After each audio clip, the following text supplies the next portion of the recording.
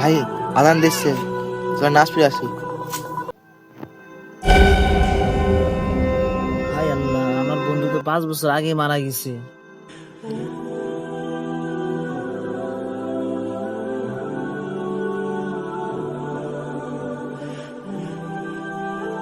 الله أكبر الله أكبر ভাই, আদান দিচ্ছে, চল নাচ ফিরে আসি।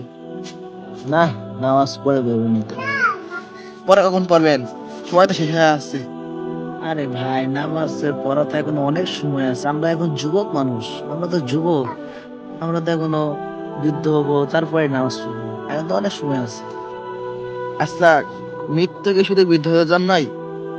ধরেন যদি এখন আপনি মৃত্যুবরণ করেন, আপনি কি আর বাড়িতে ফিরতে পারবেন? ভাই, আপনি এইসব ডায়লগ কোথা থেকে শিখেছেন?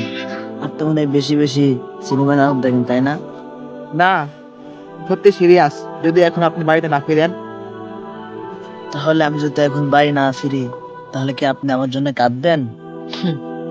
মানুষ মারা গেলে সে নিজেই বেশি কাঁদে, কারণ সে তখন বুঝে যদি আমি আরেকটা বেশি সিজদা দিতে পারতাম, যদি আরেকটা কাজ বেশি নাচ করতে পারতাম। আপনি জানেন ভাই, কবরের ভিতরে সবচেয়ে বেশি কষ্ট কি নিয়ে হবে? কি নিয়ে হবে ভাই? যদি আপনি মৃত্যু পূর্বে তওবা না করতে পারেন, তাহলে এর সাথে বেশি কষ্ট আর কিছুই হবে না। কারণ আমি জানি সময় কত তাড়াতাড়ি শেষ হয়ে যায়। ভাই, আপনি ঠিকই বলেছেন, কিন্তু আমার তো মরতে এখন অনেক সময় বাকি আছে। কারণ আমি তো এখন যুবক, আমি তো এখনো বৃদ্ধ হয়নি যে আমি এত তাড়াতাড়ি মরে যাবো।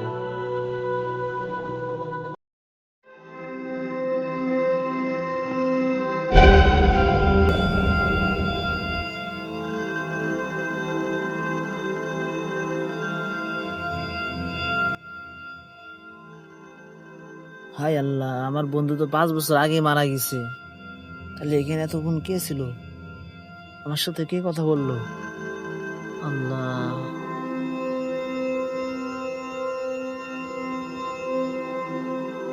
ভাই, আমি তো চলে গেছি। আপনি আমার জানাজায় ছিলেন, কিন্তু আপনি এখনো বদলাননি। আমার সময় শেষ, কিন্তু আপনি এখনো বেঁচে আছেন। এখনো সময় আছে, ফিরে আসেন রবের দিকে। আল্লাহ, আমার এখনো সময় আছে। আমি এখনই আল্লাহ কাছে তওবা করি, নামাজ পড়তে হবে। এই গল্পটি পুরোটাই কাল্পনিক, কিন্তু এর শিক্ষা বাস্তব। কেননা মৃত মানুষ কখনো ফিরে আসে না, এবং মৃত্যু কারো জন্য থেমে থাকে না। যদি আপনি বেঁচে থাকেন, হতে পারে এটাই আপনার শেষ সুযোগ।